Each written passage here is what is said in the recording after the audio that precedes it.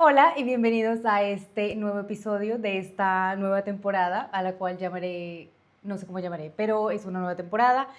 Y en esta temporada yo les voy a hablar de unas cositas que me parece importante que conozcamos, que nos cuestionemos.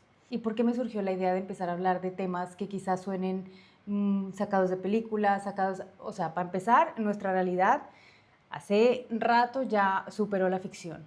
Son temas que más allá de ser teorías conspirativas, a ver, las teorías conspirativas ya han venido dejando de ser realmente teorías de la conspiración, sino más bien una realidad. Entonces sí quiero hablar de ciertos temas que afectan a la humanidad como tal y puede que no nos demos cuenta o que nos hagamos los de la vista gorda con ciertas cosas, pero ojalá nos cuestionáramos más, ojalá dejáramos de tragar tan entero todo lo que nos dicen, todo lo que nos venden, porque hay muchas cosas detrás de esto.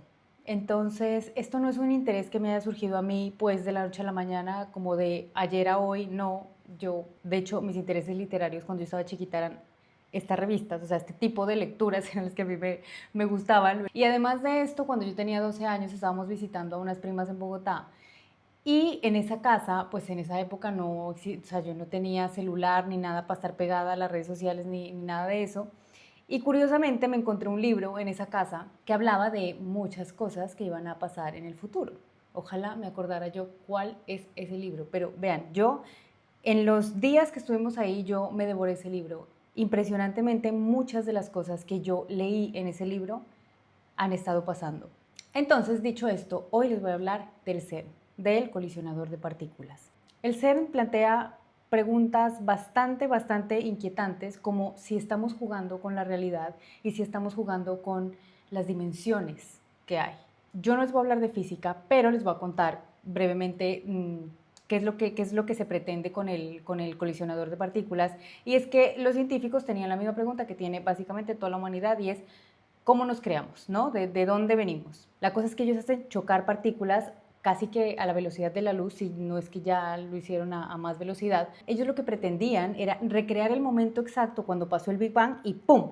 Básicamente la materia se hizo. El colisionador está en Ginebra, está entre Francia y Suiza. ¿Ustedes se acuerdan o vieron Stranger Things? Que ahí había un colisionador que abrió un portal. Vale.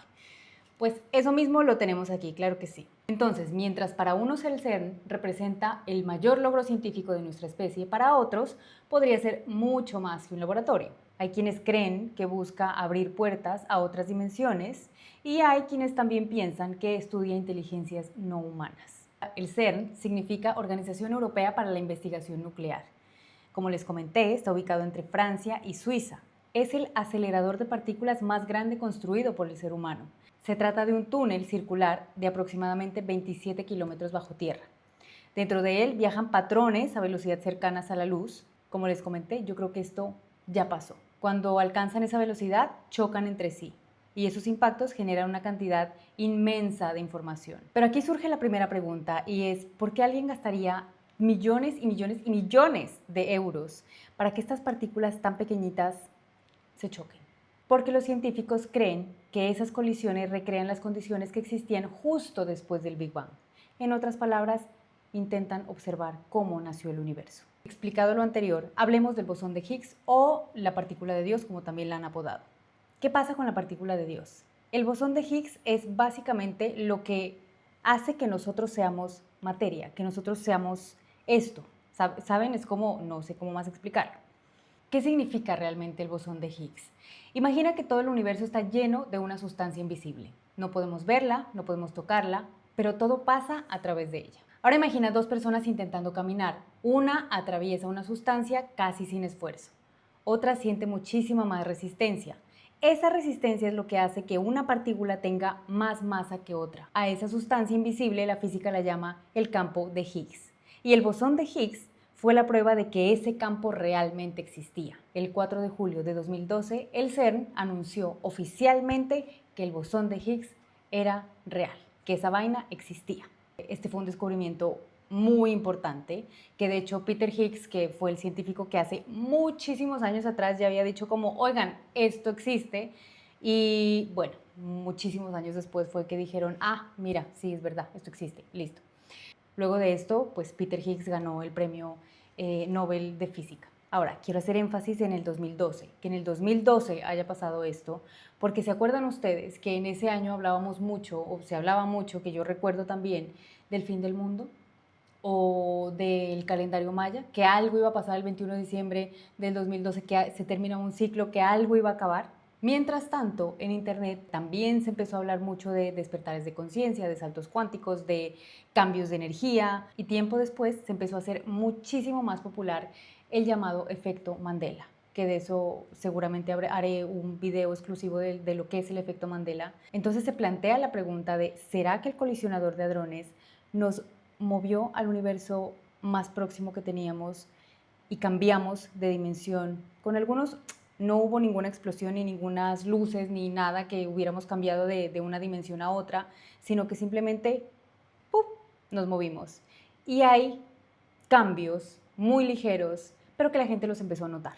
Entonces, pondré algunos ejemplos de lo que es el efecto Mandela, no pondré todos porque igual voy a dedicarle sí un episodio completo, pero estas cosas empezaron a pasar. Y hay un niño que es científico, de hecho, que es como el niño más inteligente sobre la faz de la Tierra, que él habló justamente de este tema. Este niño se llama Max Logan, espero no estar pronunciándolo mal, pero bueno, este niño sí asegura que el CERN fracturó el espacio-tiempo y trasladaron la humanidad a una realidad paralela. Pero también encontramos a otros científicos hablando del CERN, como Sergio Bertolucci, quien fue director de investigación de la institución, y él dijo textualmente, podríamos abrir la puerta a algo o enviar algo a través. Aquí sí que es verdad que empezaron a decir que los niveles de seguridad, digamos, del CERN no eran los apropiados, porque estaban creando mini agujeros negros y pues en todo caso, por ahí, ¡pum!, directamente la Tierra pudo desaparecer. Y también está otra científica, la doctora Astrid Stuckelberger, espero no tampoco pronunciar mal su nombre. Ella afirma que durante una cena en Portugal, dos científicos, amigos suyos, vinculados al CERN, le dijeron que trabajaban con 17 dimensiones de realidad.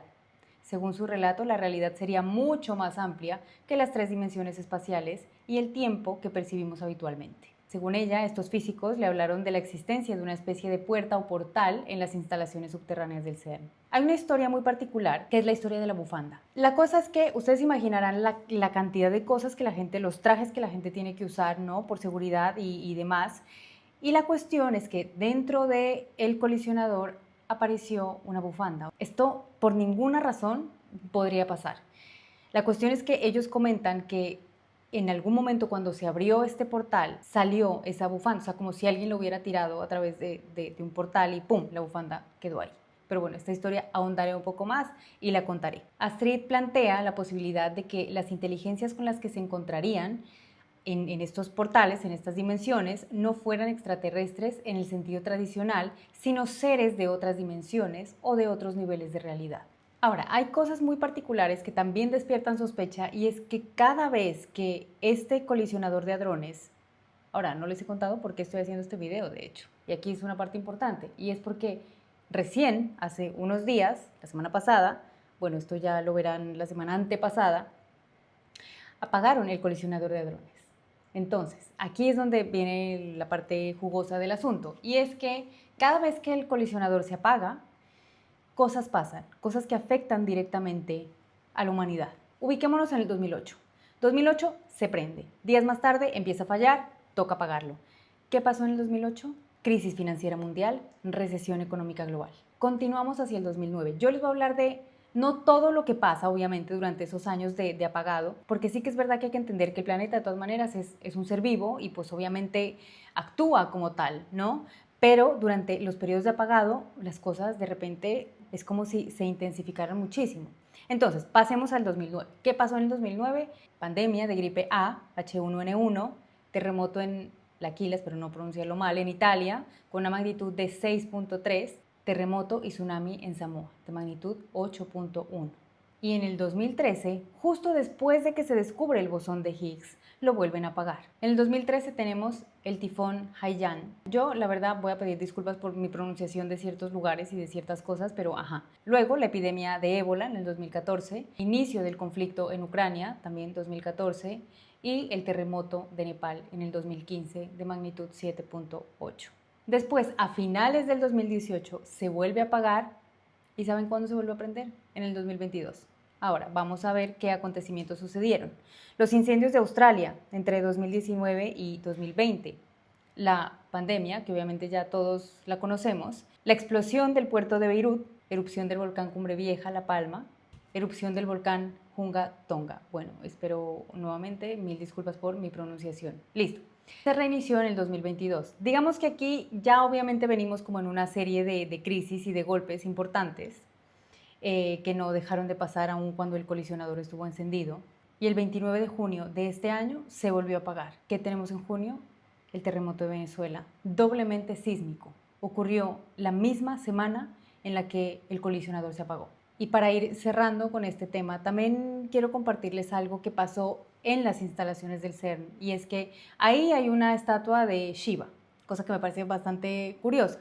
Shiva para el hinduismo es el dios de la destrucción. Hay un video en el que se ve que hay unas personas haciendo un ritual con capas negras, haciendo un sacrificio humano.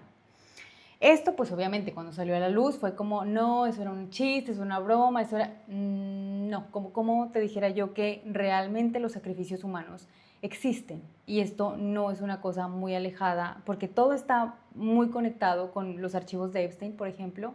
Esto, o sea, los archivos de Epstein eran la punta del iceberg, porque hay tantas cosas detrás y realmente hay gente que hace estos rituales, hay gente que adora a ciertos demonios y, o sea, esas cosas existen.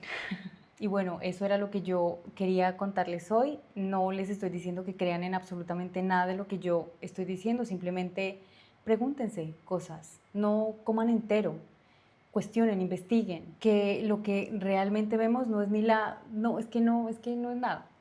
Entonces, dicho lo anterior, no se les haga raro que de aquí al 2030, cuando lo van a volver a aprender, pasen cositas. No se nos haga raro que venga otra pandemia, no sé, siento que muchas cosas pueden pasar, y hablando del 2030 hay una agenda muy particular para ese año, de la cual también voy a estar hablando y le dedicaré un video también completo. Y sí, teniendo en cuenta eso, esto de los ovnis y estas figuras apareciendo en los cielos, no creamos todo lo que vemos. Bueno, pero no siendo más, espero que a ustedes les haya gustado y nos vemos en el próximo.